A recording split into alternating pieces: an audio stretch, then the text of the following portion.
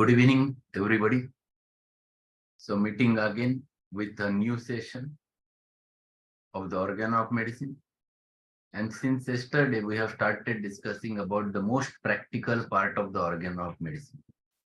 That is the third important part from this organ of medicine, right from the aphorism number 145 onwards, 146 onwards.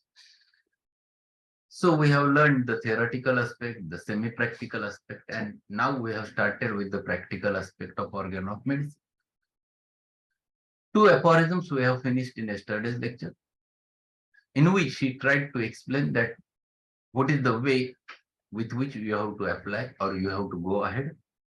And first important thing is that you have to apply whatever knowledge you have taken about the knowledge of diseases as well as disease indications, and on whom you have to apply the knowledge of medicinal powers.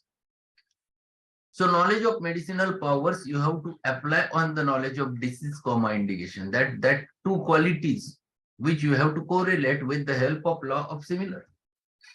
So you have to understand the patient's totality of symptoms, whatever may be the disease, whether it is pathological disease, whether it is a functional disease, whether it is psychological disease, whatever may be the disease. Ultimately, what is important for you is the totality of the symptoms. And you have to match antitype totality from your medicines. You have to take into consideration a similar type of symptomatology from the medicines. You have to find it out exact medicine which matches the totality, and that medicine you have to provide to that patient in proper potency. And that medicine is the patient's medicine, specific medicine at that specific time. So ultimately, it depends upon the only one thing, that is the matching the characteristic totality of the patient with the totality of the medicine. So this is too important. This is what we have to understand. But telling this or learning this is very simple. To apply the totality of the patients with the totality of the medicine, matching this is too simple to say. But how to go ahead? What we have to exactly look for? What is important for that? How the disease develops? Why a disease develops in such a manner? All those things which remains in our mind hidden, this problem he has solved in the aphorism number 148. And it was not there in 5th edition. This is newly written aphorism in the 6th edition. So we have to learn every sentence and we have to understand what exactly he wants to explain through that. So we'll start with the aphorism number 148. What he says: the natural disease is never to be considered as noxious material situated somewhere within the interior or exterior of man. That is from aphorism number 11 to 13. But as one produced by an inimical spirit-like conceptual agency, which, like a kind of infection, note to the aphorism 11, disturbs in its instinctive existence of the spirit-like conceptual principle of the life within the organism, torturing it as an evil spirit and compelling it to produce certain elements and disorder in the regular course of its life. These are known as symptoms. In bracket, he has written disease. This paragraph, understanding this paragraph has a lot of meaning. He says there is nothing material which enters in your body is responsible to produce a disease, or there is no disease which is in the material form enters in your body, or it is not present outside or inside of your body. There is nothing like that. Very important thing. His concept regarding disease becomes very clear in this aphorism. And that's why what he says, the natural disease is never to be considered as noxious material. No material enters in your body to produce a disease. This is what he directly says. And what he says, somewhere within the interior or exterior of man, but as one produced by inimical spirit-like conceptual agency. Underline this word, inimical, conceptual, spirit-like agency. What exactly does it means? This is too important to understand. This is very, very essential to understand. See, this concept, if one understands, then you will not treat the bacteria with antibiotics, but you will find why bacteria are causing you a damage, why viruses affects you. The reason is behind that. The disease is prior to it. Only thing is that we are not understanding the concept of Hahnemann over there. Inimical spirit-like conceptual agency. Very important word. What do you mean by inimical? Anyone who wants to explain what is inimical?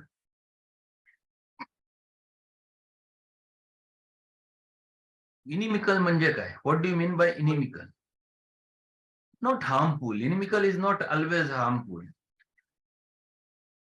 Any other idea? Yes, against. Very good. Against what?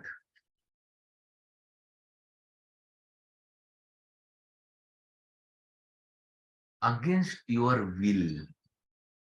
Against your will. Will is most important entity of the human life, which is responsible to develop an ego inside you. The will is most important. The will, everything, when you get disturbed, something goes against your will, means something goes against your ego. You don't want to do anything, and you are not interested to do anything, and but you have to do it by any means. What happens at that time? Forcefully you have to do certain things. What will happen? Are you happy doing those things? Are you able to enjoy those things? No. Your mood is not there. For the purpose of doing that thing, you are doing it only. You are not enjoying those moments because your vital force is disturbed. And why it is disturbed? Because the things you are doing is against your will. Where is your will? Where it is present? Can you show it? You cannot. Because the things are dynamic. Dynamic things we have to understand only. We have to feel. We have to understand them on the basis of cause and effects. We consider we have will because we know there is a cause and effect. You are here because there is a will. If will is not there, you are not here to listen to my thoughts. Will is the most important entity of the human life, because of which the human race is there on this earth. If will was not there, you would have not be there on this earth. It is the thing because of which the human survives. And when things goes against his will, he gets disturbed. This is what is the conceptual, inimical, spirit-like conceptual agency. Everything, whatever is related with it, it is the thing which disturbs your vital force. So something you are doing very good work, everything is going on fine, you are enjoying that, and someone comes and he reproaches you, he comments on that. He comments in such a manner that it disturbs your vital force. What has disturbed? Because things were going on in harmony. Everything was doing well. You are happy. Your vital force was happy because there is harmony between mind, body, and soul. You are enjoying at that moment. And all of a sudden, someone comes and just makes a comment. Nothing goes inside. No one have slapped you. No one have troubled you. Nothing entered in your body. But he has made just a one comment over there. For example, you are drawing very good drawing. You are doing a drawing over there, and you are absolutely concentrated on that, and you are enjoying every moment. and someone comes and just looks towards your drawing, and he do only one thing. That's all sufficient to disturb your vital force. Is there anything which entered in your body? Nothing entered. But still you are disturbed. Why do you disturb? Because your ego is disturbed.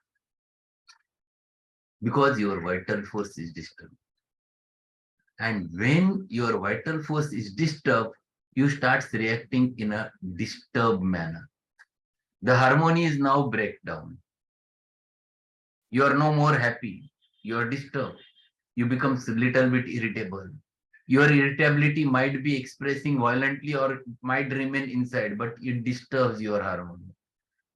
And at that same moment, something enters in your body.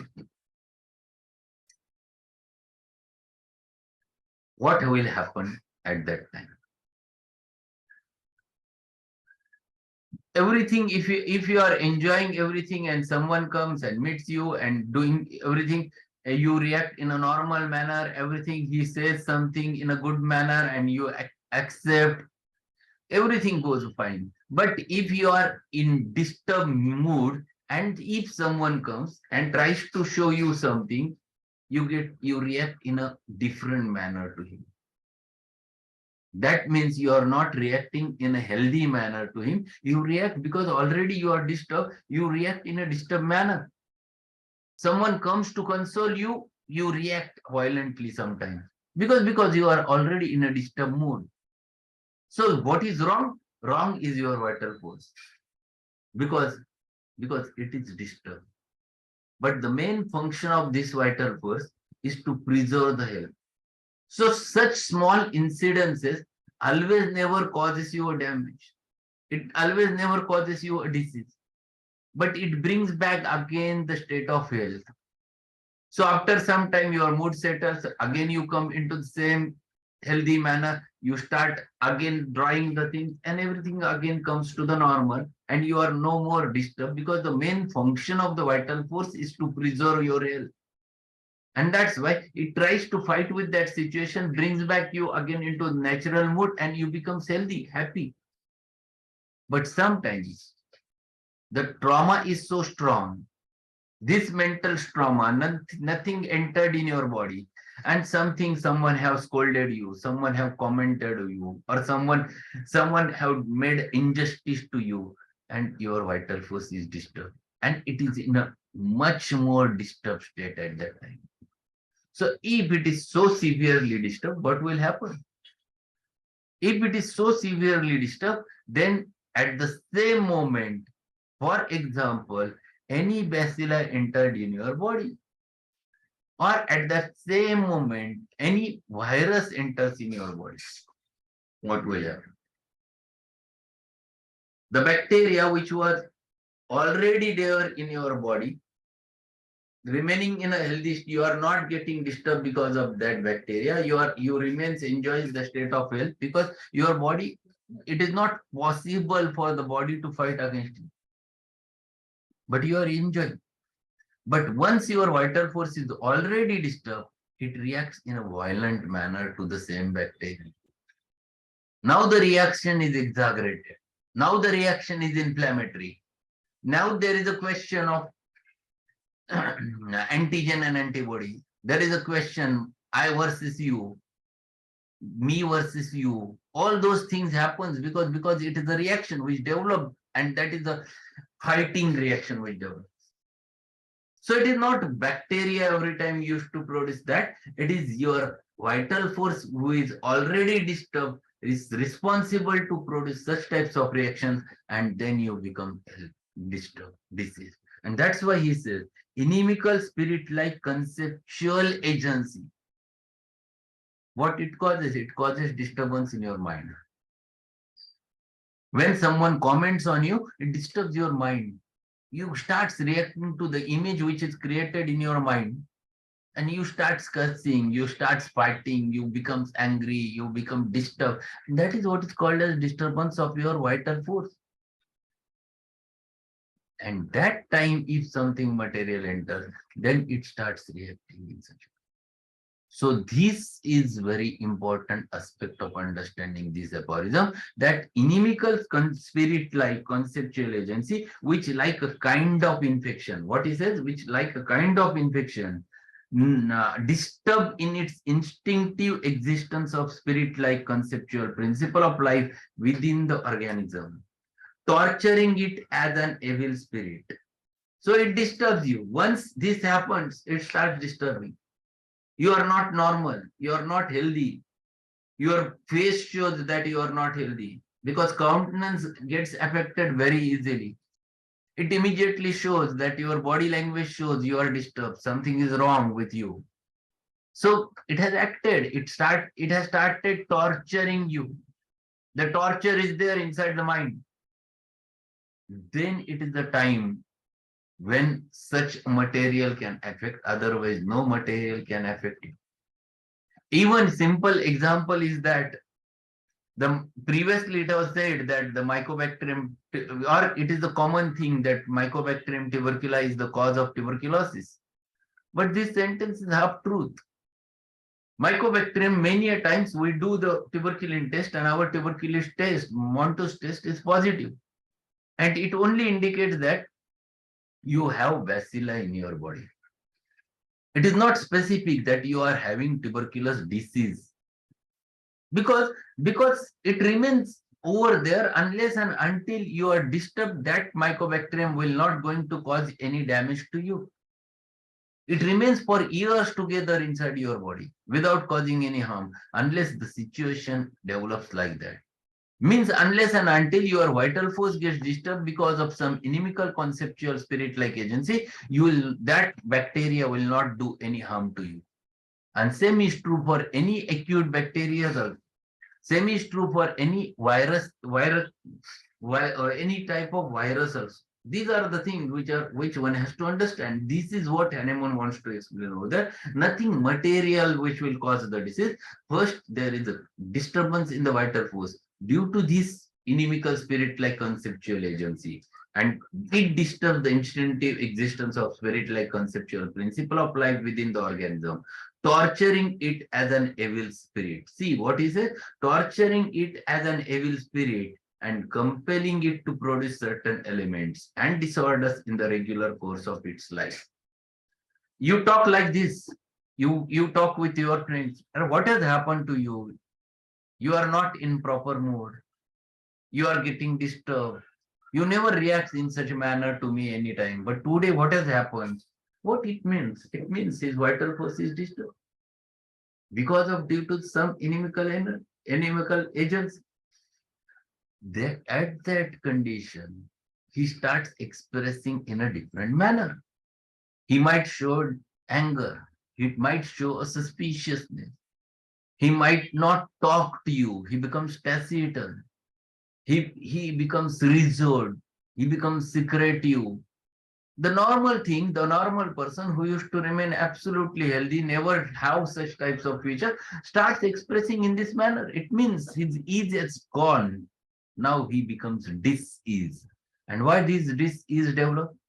This is developed because of the disturbance of this vital force, the vital principle. This is the concept of a disease, what Hahnemann wants to explain. If you understand this, then you will not treat the bacteria only. You will treat a condition prior to it, means the disturbance of vital force. So what is wrong? Wrong is vital force. Wrong is vital principle. And where is the principle? Where is vital principle? Vital principle is there with human being. In fact, to whom you have given the name. I have labeled by name of Prasad. The vital principle in me is called as a Prasad. It is not body to which you are labeled by the name Prasad. It is the vital principle which is there in our body to which you have labeled by the name of Prasad. Once that vital principle is lost, the soul is lost, what remains is the body. So vital principle means it is you. Then it is you means it is your ego. Why there is a ego? Because there is a will. Everyone carries a different will. And that's why everyone reacts to the situation in a different manner, because there are n number of things which are fixed in your mind. When you develop after the birth, gradually many things are getting saturated over there. The way your parents develops you, they remain fixed in your mind. You react according to the thoughts which are present in your mind. So there are some situations where everything goes fine because the things are going in the way your thoughts runs. But there are many incidences when things never goes with your will. They goes against that. And when they starts going against that, then your vital force disturbs because your ego is disturbed. And once this has happened, then the disturbance remains over there, the harmony disturbs. Then the mind, body, and soul harmony is totally collapsed. Then it starts reflecting in the form of some signs and symptoms, to which Hahnemann labeled by the name of disease. And that's why the last sentence which he used over there, these are known as symptoms, the disease. Now what he says, further sentence. If now the influence of this inimical agency that not only caused but strives to continue this disorder be taken away, as is done when the physician administers an artificial potency capable of altering life principle in the most similar manner, a homeopathic medicine, which exceeds the energy, even the smallest dose of the similar natural disease, then the influence of the original noxious morbid agent on the life principle is lost during the action of stronger similar artificial disease. Then the evil no longer exists for the life principle, it is destroyed. So natural disease develops in such a manner. Something goes against your will, you are diseased, and your vital force is diseased, and you start showing some symptomatology. For example, you have started getting severe headache because the thoughts, because you are already disturbed. You have started getting a severe headache on one side. It used to happen exactly at 9 o'clock in the morning, and it increases as sun increases, and it decreases as sun decreases. Then person, whenever he goes outside in sun, it used to get aggravated.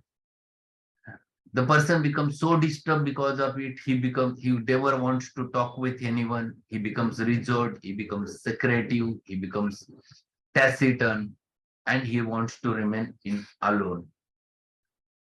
He feels better whenever he is alone. If someone asks you, what is your problem? He becomes more angry towards him.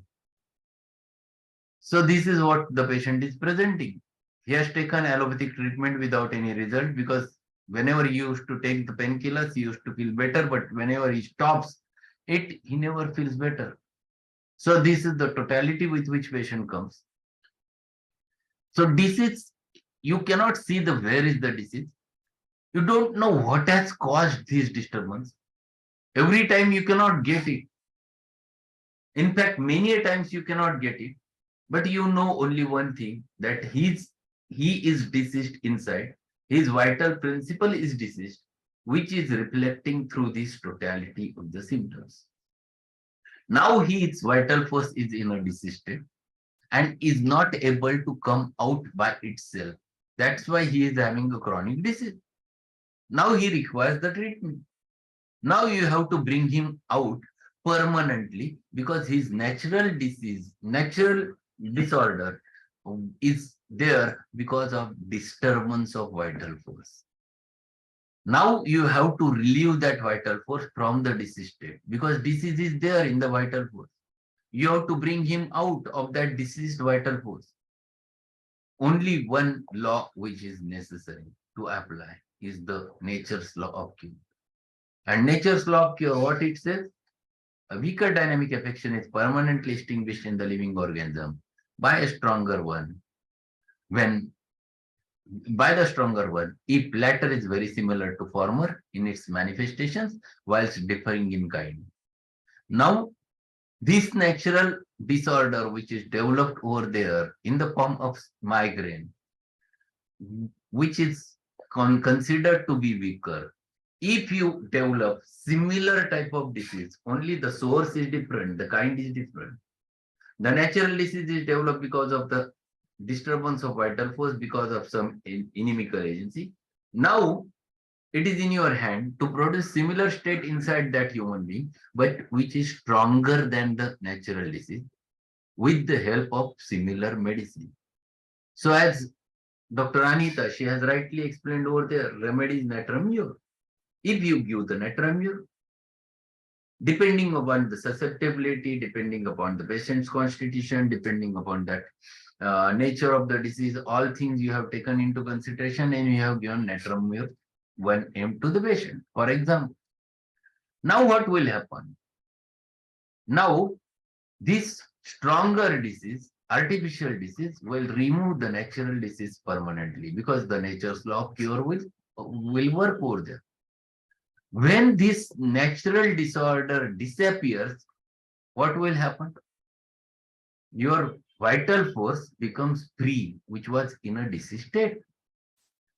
Once the vital force is free, now it will take over again whole thing. It will take control over the whole thing because now it is in order, which was in disorder. Now you can understand that it is in order because now the symptoms start disappearing because you have not repeated the medicine over there. Now you have given a dose to the patient and now patient is under the control of artificial medicine and now you have stopped giving him medicine. What will happen? That action of medicine will disappear. Natural disease already permanently extinguished because you have applied the law of similars and you have applied the nature's law of cure. And then that vital force, which again gain the health, again get the state of health, now will start working and bring the patient to the state of health again. This is how a state of vital force in the, or this is the role of vital force in the state of recovery or cure. So in this aphorism, in this half part of the aphorism, he tried to explain the concept of disease, how the disease develops in homeopathy. How the disease develops, the concept they would explain in the homeopathy. And this is the dynamic concept of development of a disease. So we have learned only half of the aphorism. Tomorrow we'll continue with the rest of the half of the aphorism along with footnote. But I think we'll require 2 more lectures to complete this aphorism because we have to understand the depth of it. And this depth is very necessary. And once the concepts are clear, then you know what to treat exactly in those cases. So if you understand that you don't have to treat material, you have to treat these dynamics of the human being. Once you understand that you have to treat this deranged vital force with the help of the totality of the symptom, then your task becomes simple. Then there is no need what is the diagnosis of the case because your remedy never depends upon diagnosis. Your remedy depends upon the totality of the symptom. Diagnosis is only for the purpose of understanding the disease prognosis and disease, what disease patient is suffering from. So I think we'll stop over here. We have learned only few things about this aphorism, and this is what is called as the philosophy behind the aphorism. Once you understand the philosophy, then you understand the Organon in a proper manner. So that's all for today. Thank you being there. Many people who have joined today. We have a big group of people. There are many more. Thanks to everyone. Do join and learn this practical part of Organon, and we'll learn much more things in those. Thank you, everyone. We'll meet tomorrow at the same time.